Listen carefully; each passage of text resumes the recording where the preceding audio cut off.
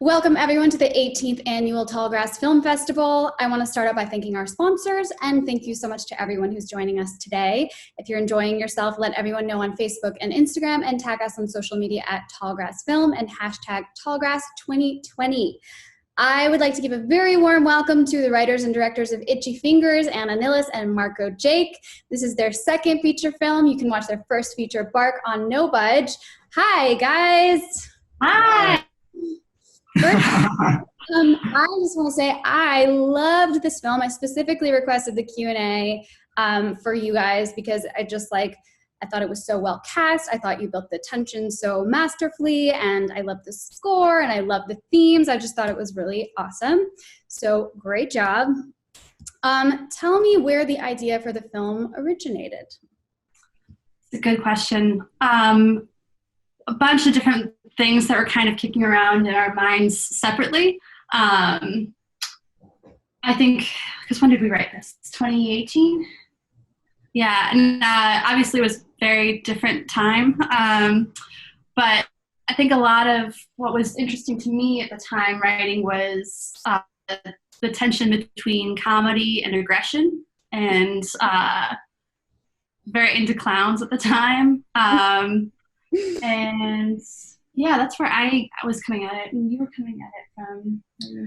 Yeah, I was processing a lot of stuff that was going on related to guns and school shootings, and really kind of doing a deep dive into the way that the media and internet and kind of creates a certain way of talking about all that stuff that seemed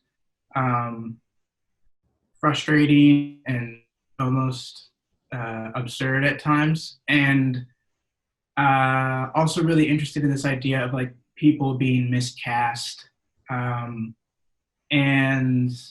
yeah, and these were sort of two separate threads that we were going down, and then at some point we kind of started to push them together, and they sort of turned into one story. I love it. Speaking of cast, there's my segue. So Zachary Schultz was, I thought, the perfect Ernie. How did you cast the film? Did you know the actors in advance, or did you audition everyone? What was the process? Zach came into our lives.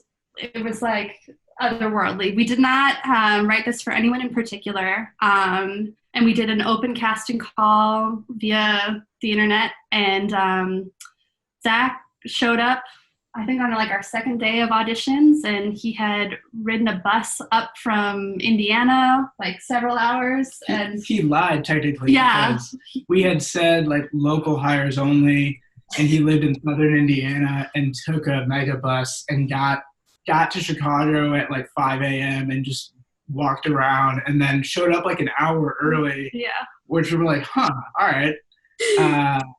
But then, yeah, like as soon as we met him and he started to read and we kind of talked to him a little bit afterwards, you know, it was one of those moments where they walk out of the room and we're just like, that's the character, that's him.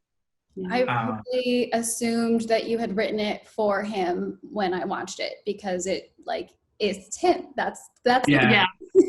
Totally. Yeah. I know. Yeah, and then everyone, I mean, there was some people in the cast that we had worked with before.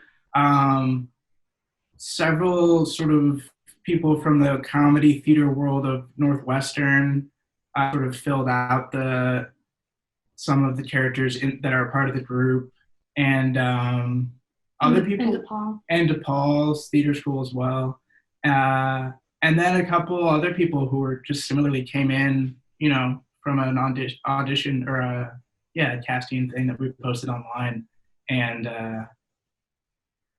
yeah, so it was a real mix of like, types of actors and people with different levels of experience and stuff. So cool. Yeah, well, great job. I mean, I feel like everyone was just like exactly right for their parts, which can be hard in indie filmmaking. I feel like, you know, sometimes people are just kind of going with who they know, and it doesn't always fit so seamlessly, but yeah, so great job. So this is your second feature film. So how different was this experience? Did you learn? Did you grow? Did you have more money? Did you have more challenges? Tell me about what that was like. Yes. Yeah. Yeah, it's all of it. Yeah, so our first feature was, super micro budget, $2,000, give or take. And we cast it with, kids we knew who grew up in our hometown, and, we shot at our parents' houses and outside a lot of the time. And it was just kind of like, tiny crew. Yeah. Handheld, just shooting as we go. And this one we very intentionally wanted to grow in specific areas. Like we wanted to have the camera locked down. We wanted to have like 2 primary locations. We wanted something more, I guess, plotty, like so that has like isn't just like a mood, but really has a story arc and working out those muscles. Yeah, I think. And then we crowdfunded. So we fundraised, I believe it was $13,000 via Seed and Spark. And then we paid for the rest of it ourselves. Yeah, so still by industry standards, still like micro budget, but it felt in some ways like a lot more to us. And yeah, in some ways it was like we bit off more than we could chew again. But someday we'll make a movie and feel like we have a surplus, I'm sure. It will happen. Yeah, people talk about micro budget being like $500,000, and what you've done is crazy. In this economy, that's nuts.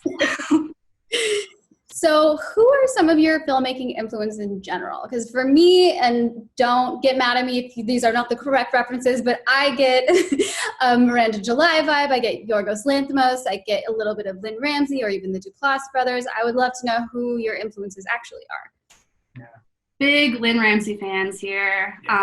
Love her. And of course, Yorgos. All those filmmakers. Yeah, all of those are wonderful. Big films, for me personally, I love Michael Haneke. Yeah, not for everybody, but like, I would always, that was my big arguing point for a lot of decisions. It's like, if Michael Haneke did this, no score, no dialogue, it would feel terrible. Yeah, what about you? Yeah, I mean, I think Lynn Ramsey is definitely like one of our favorite filmmakers, and the person who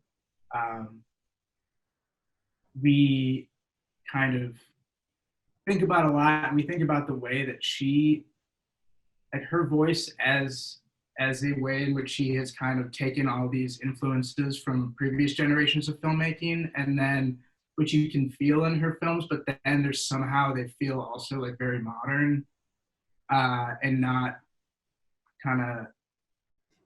nostalgic necessarily in the way that she is influenced. But yeah, we also love Sofia Coppola a lot, and sometimes can't help ourselves from just like wanting to have like really long shots where a person's just walking around, just and then juxtapose that with like dialogue scenes and just kind of creating interesting rhythms through like having these different influences and styles sort of come together. Big one was also Punch Drunk Love by Paul Thomas Anderson, and we love just the idea. I guess Uncut Gems too has this, but like putting Adam Sandler, the way he describes that movie is, I wanted to take Adam Sandler's rage and his comedies and put it in a drama, and I loved that dissonance, Right. Yeah. Which is another reason, just to throw Zach some more love, why we were so excited and amazed by Zach, because we knew that the character had to be like so many things throughout the course of the movie. He had to be, but also like charmingly not funny and annoying, but in a way that you kind of still like him. and and and then by the end, like he had to go places that he, earlier on, even when we saw him, like we felt like there's this person can probably get there, but we don't totally know. But then when we shot some of the more intense, quieter scenes at the end, we were just blown away that like he was able to kind of play in all these different kind of tones and places.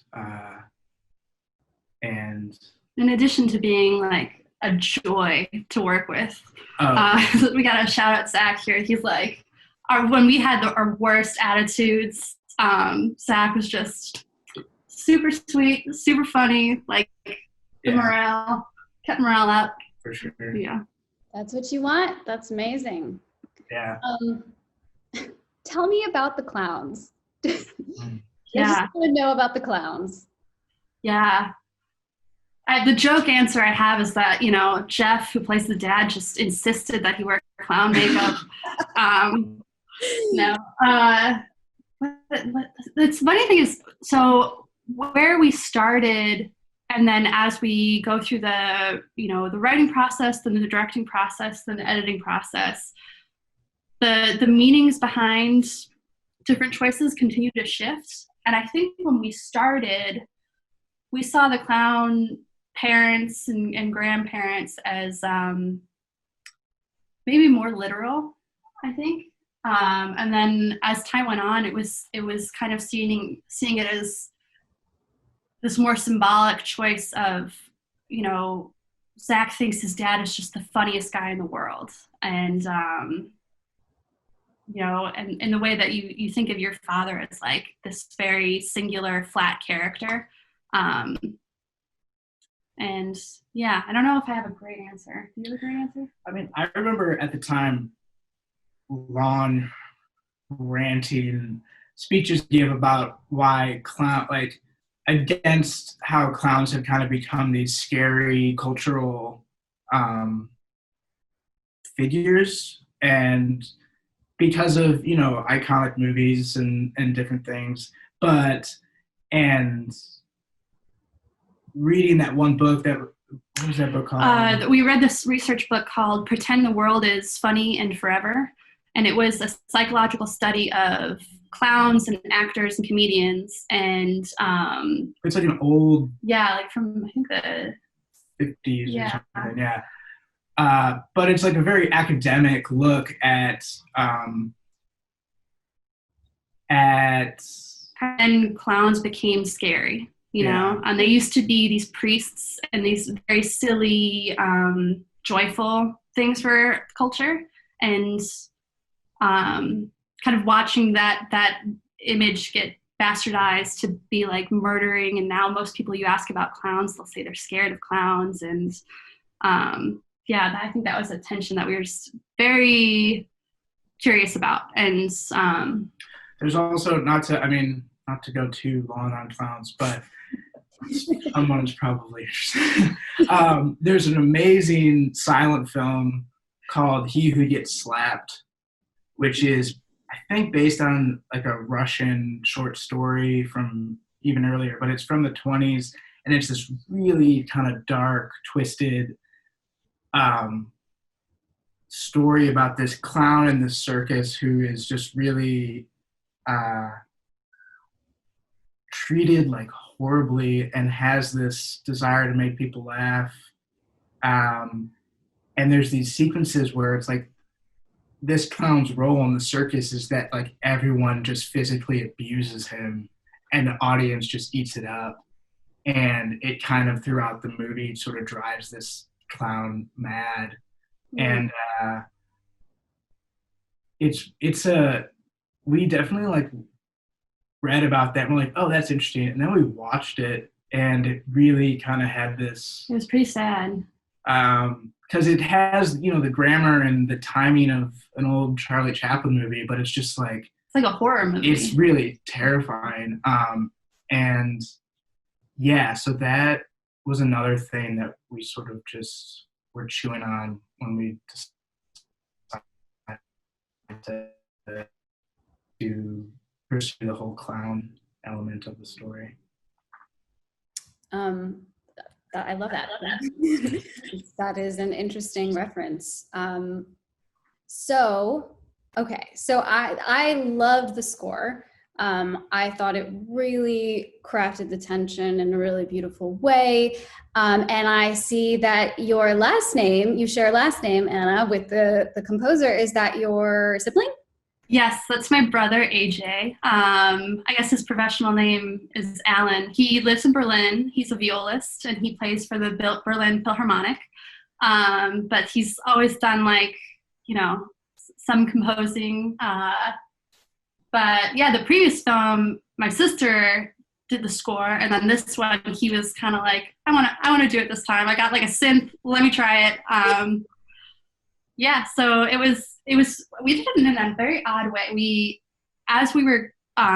like finished chapters of the edit, and we just send the movie to him chapter at a time, and then he'd bring it back with, you know, just different ideas.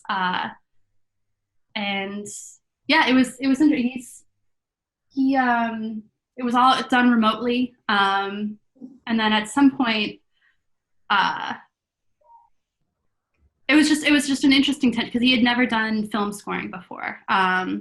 So he would kind of come back with these very complicated things. And then we'd say like, oh, I don't know if this works. And I kind of think we want a waltz. And then he'd come back with like a long 8-minute waltz that's just like perfect. And it was totally different. And yeah, it was just very elusive how that process worked on his end. Yeah. It turned out so good. I mean, yeah, again, with indie features, it can really be hit or miss with the score. And I feel like this really elevated it and made it feel like a more polished movie. And yeah, created such a mood. So what a talented family. Don't tell him that, because then he's gonna ask for more money next time. So tell us, are you working on anything new? What can we expect from you in the future? Yeah, we're writing a lot right now. I mean, I'm sure, as you probably know, a lot of filmmakers, it's a very weird time to like be planning.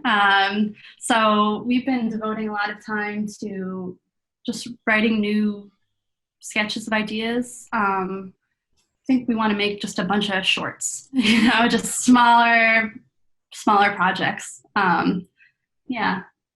Yeah, we definitely are still very much at the stage, we'll hopefully always be at the stage where like each film is a way of learning and trying a lot of new things. And in some ways, between these first two, it felt like I don't think it was until like halfway through shooting this one where we realized like, oh, 10-person dialogue scenes are a little different. But that like basically creating all these new problems to solve and then coming up with ways to make it was exciting. And we want to perhaps try to keep doing that and keep developing in different aspects, but in more sort of focused ways. So Anna's working on a really great dog walker revenge short film, which may or may not be based in personal day job experience. Yeah, and so yeah, I mean, we're definitely. I'm still editing this movie till the very end. Right, for sure. Yeah, we really can't stop tweaking things, but yeah, we're definitely. I think it's funny. Like each stage seems to like the next stage is always the one that seems like the most fun for us. Sometimes, like once we've been editing for a while, we just start writing, and writing becomes like the most enjoyable thing. And then as soon as we've been writing for a while, it's just wanting to shoot and or not even like honestly casting becomes like so much fun to just start bringing other people into it. And so yeah, I think we want to continue to kind of do that and perhaps shrink how long we have to spend. stages, so we're not spending so much time locked in this room editing. This is also the room. This was Ernie's room in the movie as well. Oh, Pretty much all the only thing that's the same is the paint color of the yeah. wall, I guess. But yeah. cool. So yeah. Well, I really look forward to seeing what you guys make next, and I wish you so much luck on your festival run. I feel like it will do really well. Yeah, is there anything else that you would like to add or that you'd like people to know? Thank you for watching. Yeah, thank you. Thanks. Thank you. Yeah, okay. You can follow Itchy Fingers on Instagram at Itchy Fingers Film. Thank you, everybody, so much, and thanks, guys, so much. Thank you. Thank you.